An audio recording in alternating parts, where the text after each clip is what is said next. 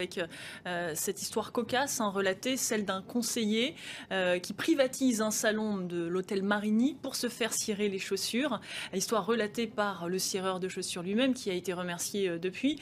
Mais effectivement, le plus grave est ailleurs, puisque selon Mediapart, Aquilino Morel est accusé d'avoir travaillé en cachette pour des laboratoires pharmaceutiques, y compris au moment où il était censé les contrôler au sein de l'Institut général des affaires sociales. Toutes ces entreprises qui postulaient étaient écartées par la région qui leur préférait deux sociétés, effectivement, dirigées par le frère et des neveux de Kader Arif, le ministre délégué aux anciens combattants. Ce que vous nous décrivez là peut s'apparenter à du favoritisme.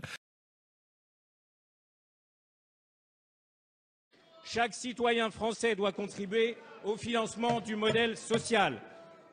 Thomas Thévenoud quitte le gouvernement pour des raisons personnelles. Puis très vite, le vocabulaire s'affine. L'ex-secrétaire d'État ne déclarait pas ses revenus et ne payait plus ses impôts depuis plusieurs années.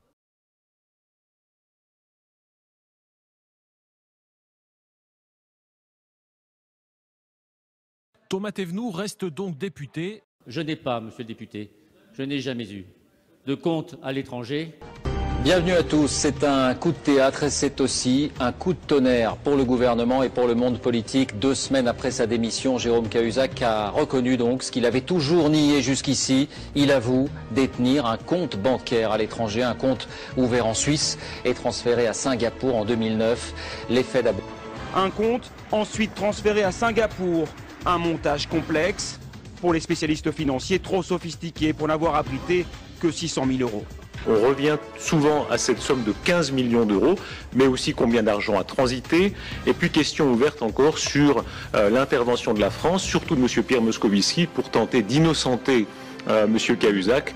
On sait qu'il y a eu une discussion lors du forum de Davos entre Pierre Moscovici et notre ministre des Finances, mais on n'en connaît pas la teneur sur le dossier Cahuzac.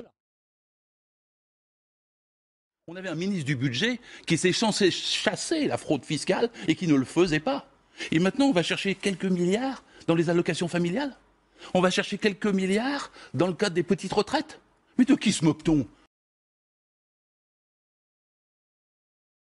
Monsieur, je n'aime pas les riches. Je n'aime pas les riches, j'en conviens. Vous vous intéressez.